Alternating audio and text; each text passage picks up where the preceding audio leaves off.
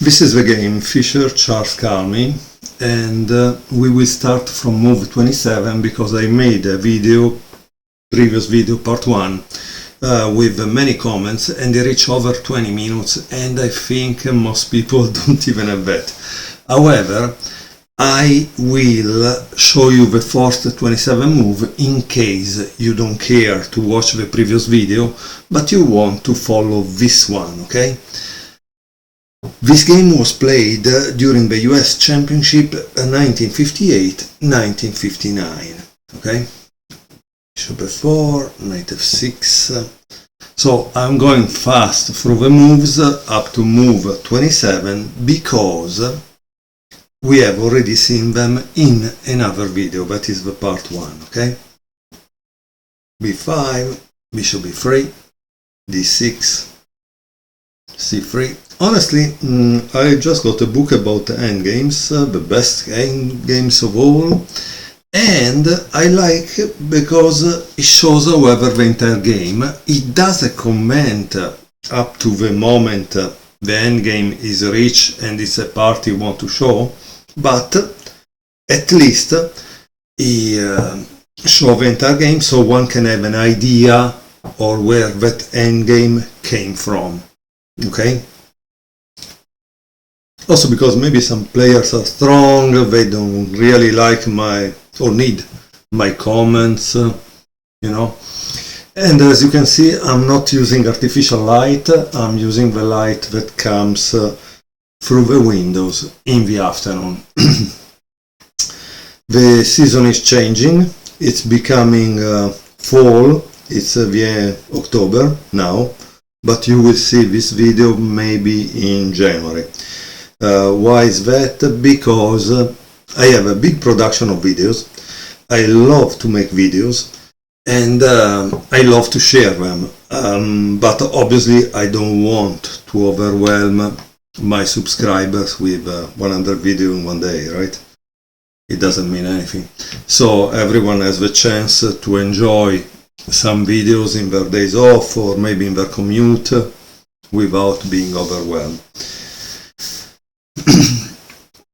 In the other video I already commented on most of these moves, so it doesn't make any sense to comment again.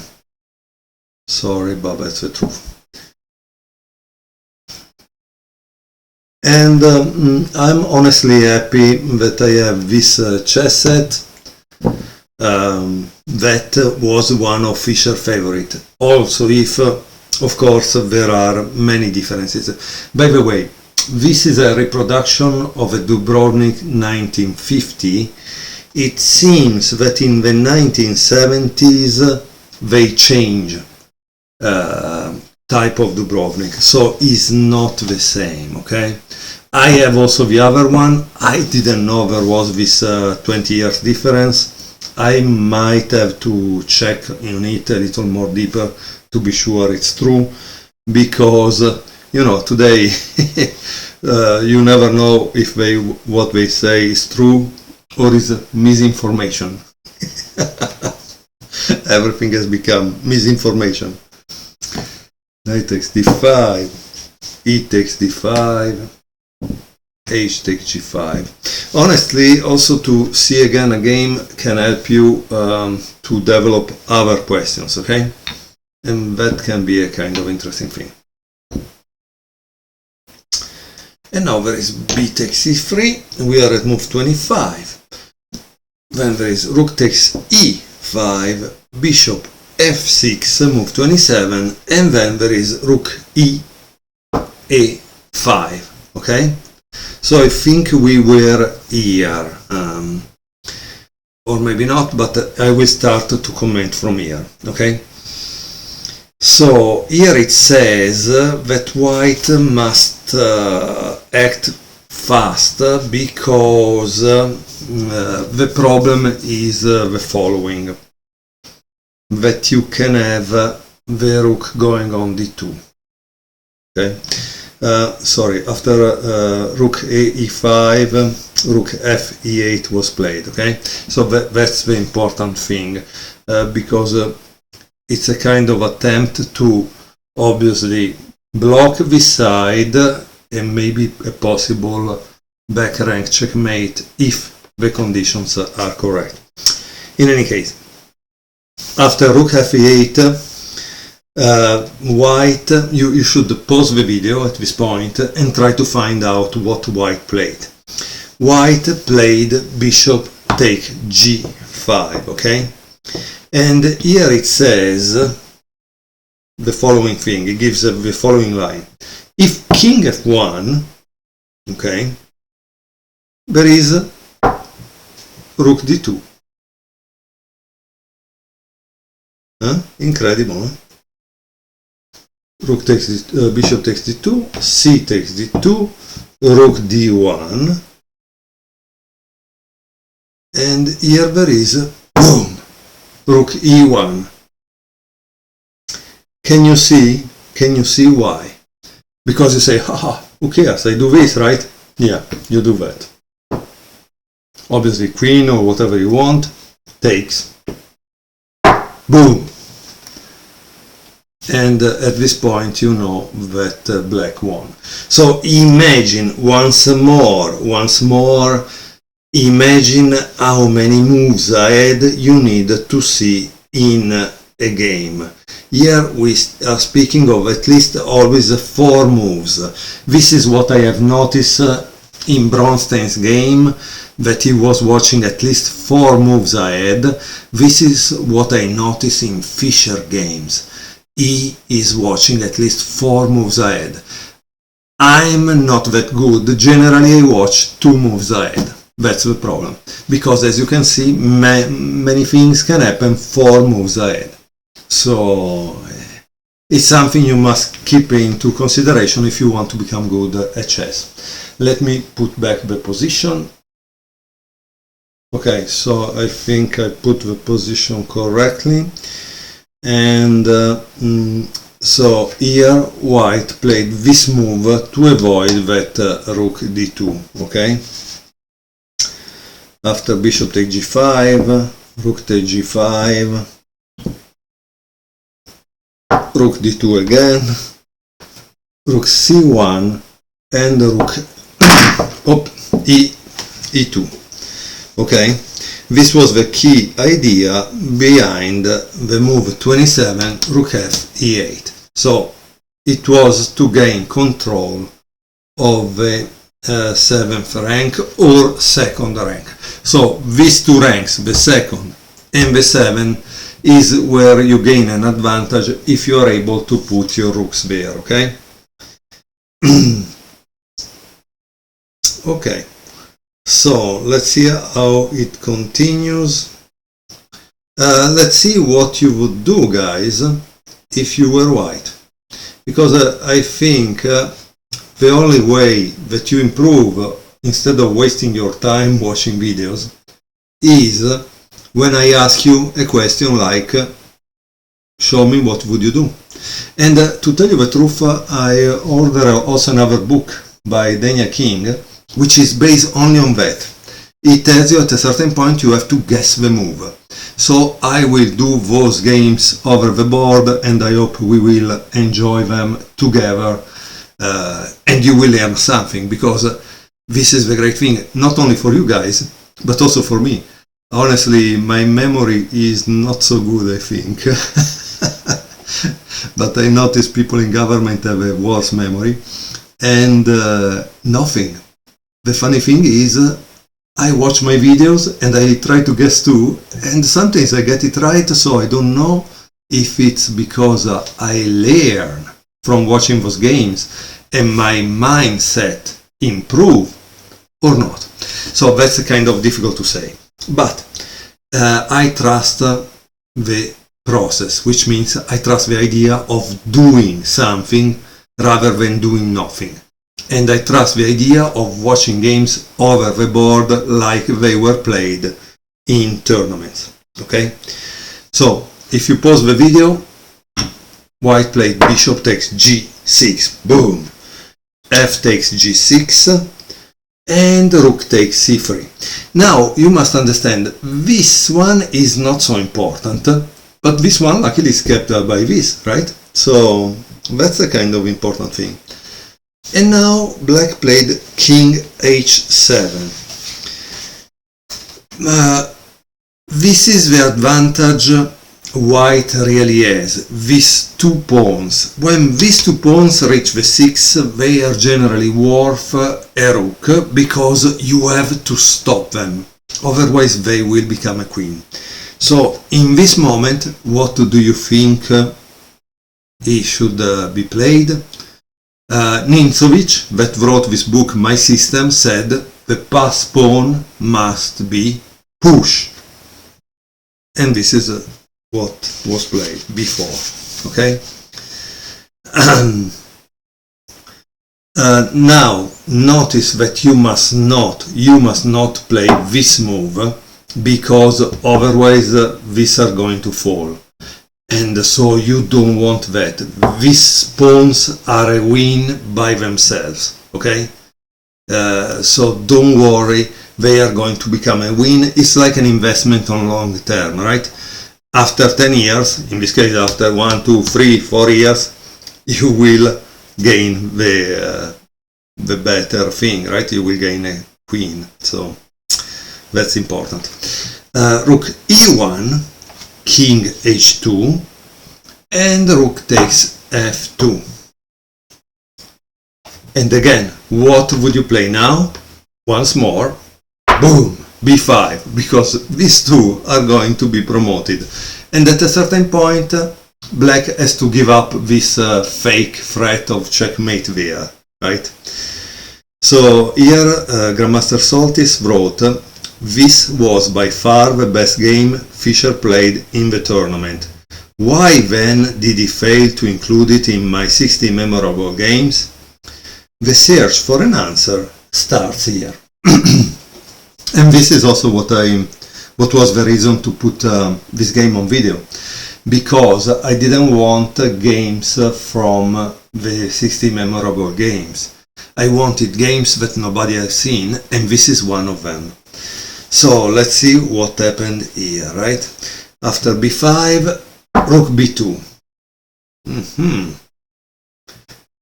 King g3.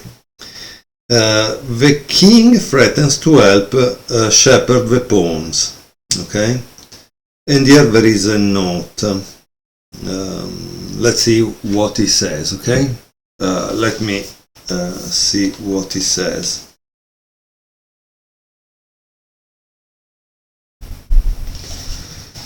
So he says, after king g3, black can try to stop that with rook g1. What does it, with the idea of, if king f3, can you guess what black will play now? I obviously want you to try to think, because you will find these situations in your endgames, and things are gonna get ugly very soon, right? So here there is a beautiful move by black. Boom! Bishop takes h3, to which white, because you say, oh no, I lose the rook if I take, right? But white takes, because after this there is c7, okay? And things become really ugly, because after rook f5, king e4, rook f8, it's a draw. White cannot play for a win, okay? So that's the important thing that you should know. What happens is, obviously, that black will take this, you have to promote this, otherwise you lose the game, and then you have the same material, right? Okay, so after rook f8, what do? You promote, let's say, it takes, you take, it takes, and then now this two pawns is just a draw. Obviously you can play as you want, in any case it doesn't make any difference, you're not going to lose, the material is equal. So let's go back. because there is another line that could be interesting. Okay, let me show you. So I think we were in this position where he played King G3, and now Black tried to play Rook G1, right? But to avoid that draw, maybe White could say, why I don't play this? No? Well, because there is take, right? Take, take, and now you say b6, right? Because you say, haha, I'm going to promote. But again, once more, the problem is there is the possibility of having a checkmate. Okay? And the checkmate here, he says it's g5, which by the way is not a checkmate. Here it says this. I don't know why he said the checkmate. G5 mates. No, it doesn't. So I don't know if I put the thing in the wrong thing, but you can play this, right? So this is not a checkmate. Obviously, it's possible that there is something else. Let's see. Maybe it could be this. Because at this point, here you give checkmate. So if he plays this, and this is over. Okay? Let's say that he doesn't play that, but he plays something, I don't know, to avoid. He doesn't escape. He cannot escape. So, strangely, G5 he says mates, but it wasn't mates. It was it's always Soltis leave the line hanging instead of following it up to the end, which I think is a good thing from one side if he wants you guys to think about it. Maybe from the other side it's a little annoying because some people will not be able to see it. Let me go back. So I think I returned correctly to the position that I started the lines, and there was King G3. And now there is this good move, King H6. A good attempt to confuse White, he says. Rook C5, Rook E3, King F4, Rook E B3, and now there is a mistake by Fischer. Now you could watch, guys, you could pause the video and try to find the right move. That I advise you to do so. As you can see, endgames are really difficult. And by the way, we have nearly reached our 20 minutes of video, so it's absurd. Because the game is still long, up to move 57. So let me pause. Okay, so let's see the line that Soltis says. He says that White should have tried, White seeking a win at all cost, avoid H4, Rook B4, after which a draw is inevitable. For example, King E5, Rook takes B5, Rook takes B5, Rook takes B5, King F6, Rook B6. Oops. Okay, very interesting situation, I would say. Yeah, it's terrible, and this is a draw because this one is controlling the light squares, so it will be impossible to make it pass. Okay, let's go back to the game. Okay, while my feelings for Soltis analysis are mixed, I want to tell you one thing. I really love the fact that he went on to find out why Fischer omitted this game from his collection of 60 memorable games, and is going to show it to us. That's amazing, in a couple of moves, okay? So I will show you. We were in this position, right? And he played rook eb3, and there was a mistake. Rook g d5. This is the mistake. Rook takes g2, rook d8, and now there is a mistake by black, which is bishop e6. So here, if you like, try to find out why or what should have black played in this point. This will be a very good exercise for you, but differently from Fischer, you have a chance to move pieces. He had to see it over the board. So Salty says he gives us a line that black draws, okay? But the real reason is that black wins in this position. So what line draws? The one with bishop take h3.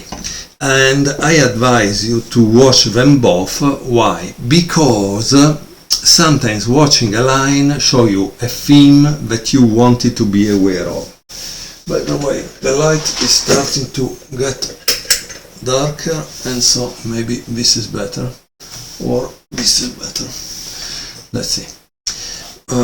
No, I don't like it. Maybe just this. Okay.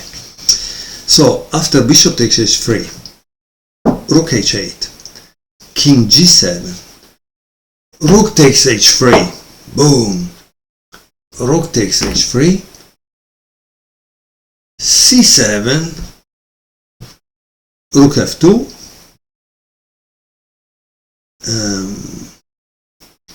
king g4, and rook h8, and here it says black draws. That would be just a just outcome to a Sterling game, but that's not why the game was omitted by Fischer. And let's see what happens here. Let's see what happens here. Okay, we are in this position, and he says the real reason is that black missed a clear advantage with, boom, rook f2. Wow, instead of bishop e6 or bishop take h3. Let's see. King e5, bishop takes h3, and here it says the position resembles the game, but with a major difference that rook h8, king g7, rook takes, and c7 loses. To what? To this move. Boom. Boom. Dang. What do you do now? What do you do? Because this is the thing. Now you promote. Great. Boom. Boom. Guess who has won the game? So this is the reason why Fischer didn't put this game, that is a beautiful game, honestly, also if there is this mistake, in that collection. So Fischer was definitely a perfectionist. He loved the game, he analyzed the games deeply, and he wanted probably to pass this sense of aesthetic.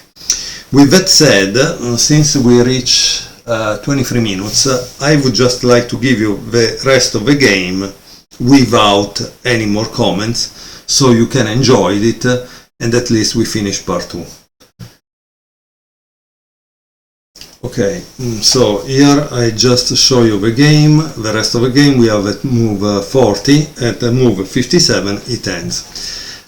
Obviously guys, nothing stops you from buying the book and seeing the rest of the comments, okay? Bishop e6, king e5, bishop takes h3,